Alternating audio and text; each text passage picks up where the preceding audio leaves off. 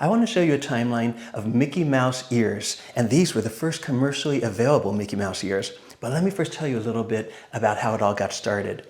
When Disneyland opened on July 17, 1955, it was shown on live television, and that's the day that the world was introduced to the Mouseketeers of a new Walt Disney Television children's show called the Mickey Mouse Club. The Mickey Mouse ear hats were designed by artist Roy Williams, who started with the Disney Studios in the 1930s, but then he became one of the two adults on the Mickey Mouse Club.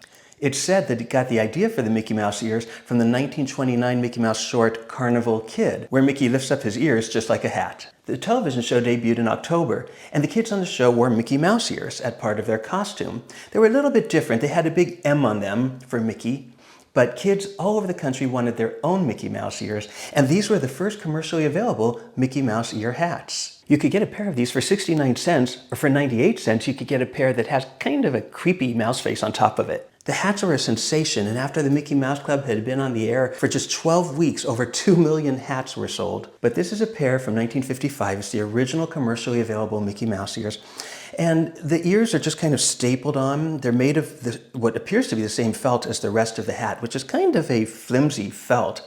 And maybe that's why in future years the mouse ears were made of plastic.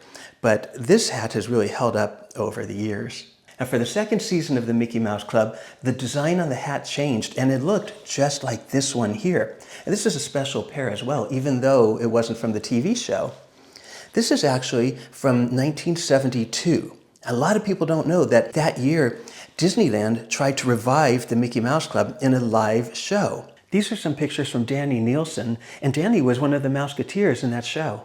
It took place on a stage in Tomorrowland in front of where Space Mountain is, but there wasn't a Space Mountain yet in those days. This pair belonged to Mike, who was one of the Mouseketeers in that show. You can see the label inside. But they used the same logo that was used starting in the second season of the TV show.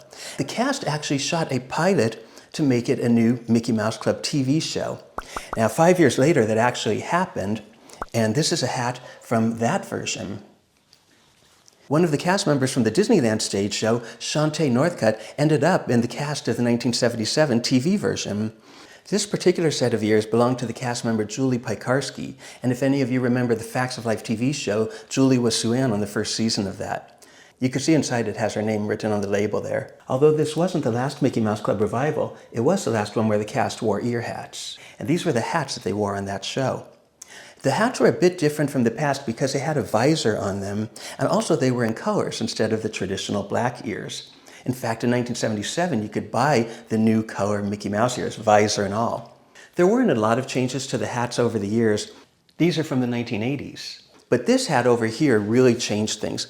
This one is from the 50th anniversary of Disneyland, and you could see it was gold and new embroidery and really beautiful, and it was super popular.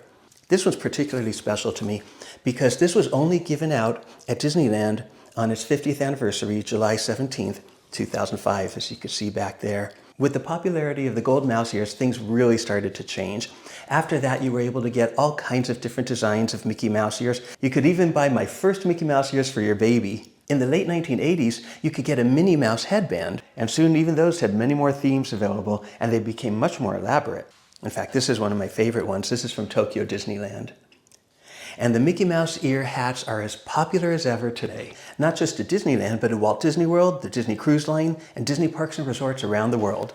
But it all started with this.